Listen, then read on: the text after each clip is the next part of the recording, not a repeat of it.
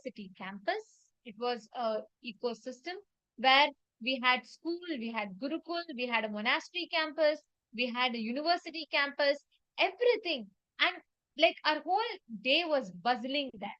Our every day we went on to serve so many people. We would enrich, conduct so many different activities, community services, enriching so many people with the principles, with the Hindu principles that Swamiji has gifted the humanity with.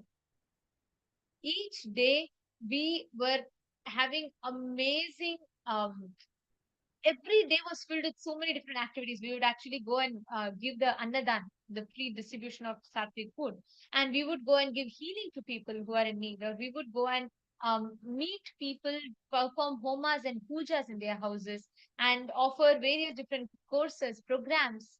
And along with all this, we also had, personally, for me, I had an amazing opportunity to lead various different projects, collaborate with various different opinion makers, thinkers, decision makers, and um, people who are celebrities and influencers from various walks of life.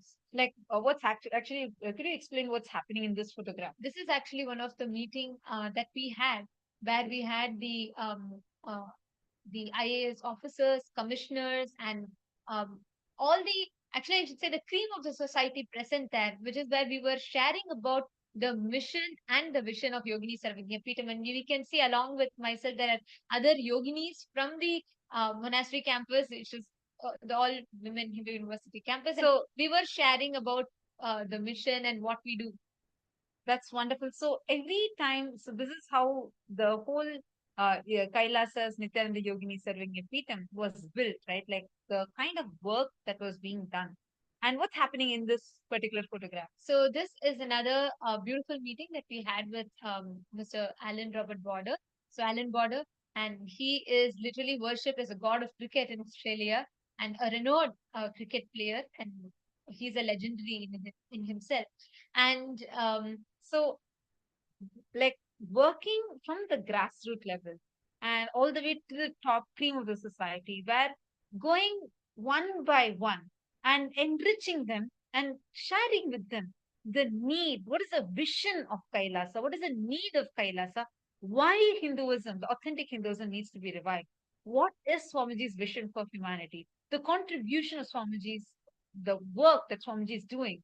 And just through that, the entire Kailasa's Nityananda Yogini Sarvagya Peetham was built. And it was something so amazing because people, especially when the influencers, celebrities, thinkers, when they are seeing that such authentic work is happening, whether conducting sessions or giving healing service to people or going and conducting the training sessions for people, kids, children that are visually impaired and giving them this, gifting them with the science of third eye, where even without the use of the physical eyes, they started seeing. We had all these amazing breakthroughs that were happening in the Kailasa Nityananda Yogini Sarvagya.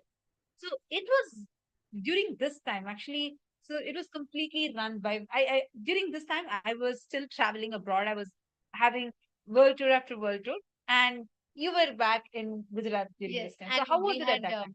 we had so many different activities that we used to do, and actually, I'd say we had a very joyful and a very active life there, like with programs, various different things that we do, and it was wonderful throughout that whole time. And that was actually, I would say, one of my most happiest, like one of the most happiest part of my life, because it was then, just then, that I had even graduated from the Gurukul. I had turned 18 and I had completed my studies, and um I actually started, going out and being part of various different projects and activities. So it was very, very intense and beautiful life. And I also see many participants, viewers that are commenting here.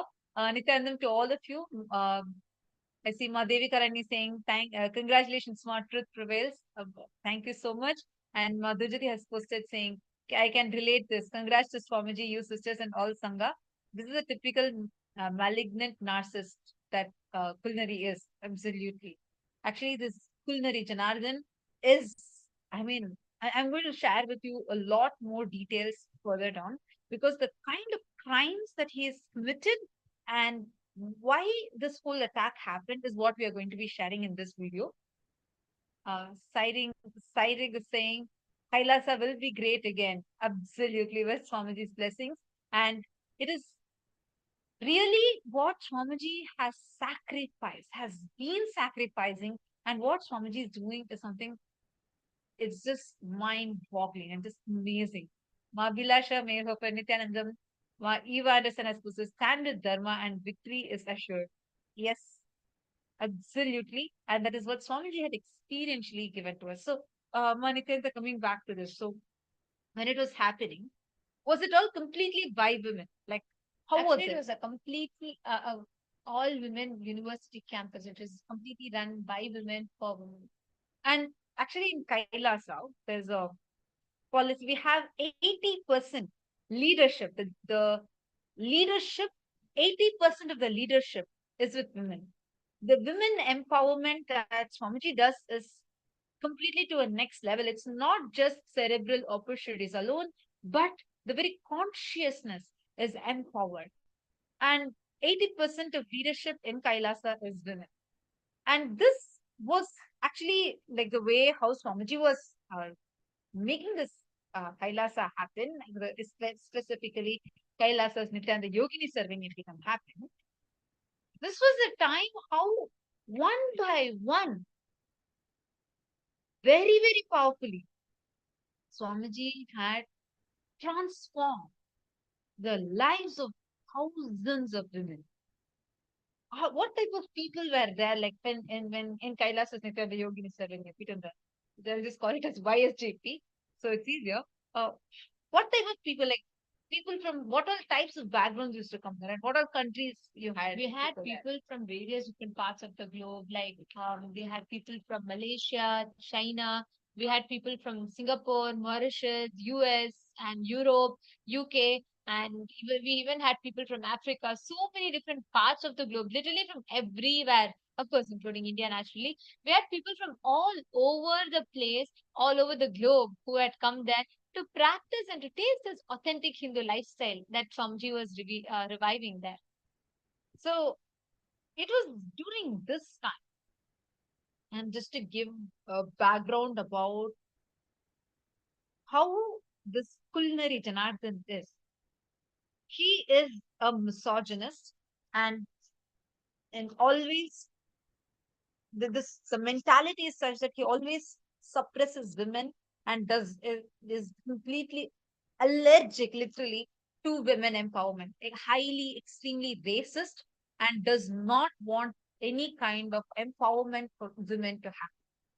So when this was happening, when the YSDB, the Yogini Sarvagnya Peetham was being established, and so many women were being empowered.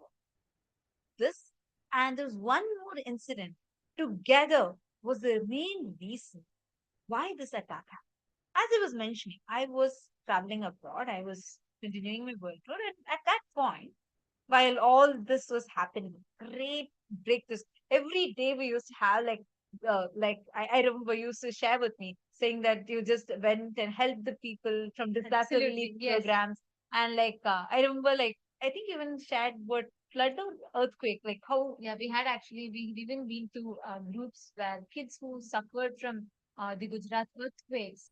And, we had conducted, even we have been to children who are visually impaired and the deaf and dumb children, all of these places. And actually, I have seen, witnessed amazing miracles, transformation, the kind of joy that these people would have when they taste that healing, when they taste that transformation and that experience. And that was phenomenal. So when this was happening, I was traveling abroad, and that's when I was reviewing some bills. That time I found out about the fraudulence that this culinary Janardhan was doing. He was embezzling huge amount of money. He was embezzling directly from Swamiji and Kailasa. Immediately I called and I confronted him. He started, he suddenly started threatening me. First he tried silencing me and I said, impossible. And I said, it has to stop now, and I'm going to bring out his crimes to light. I said, I thought you had changed, but no. And I'm going to bring it to light because you're stealing directly from Swamiji, you're stealing from Kailasa. And this period is when he first tried threatening me and silencing me when I was not getting silence and I was not stopping. He decided to use a completely different tactic.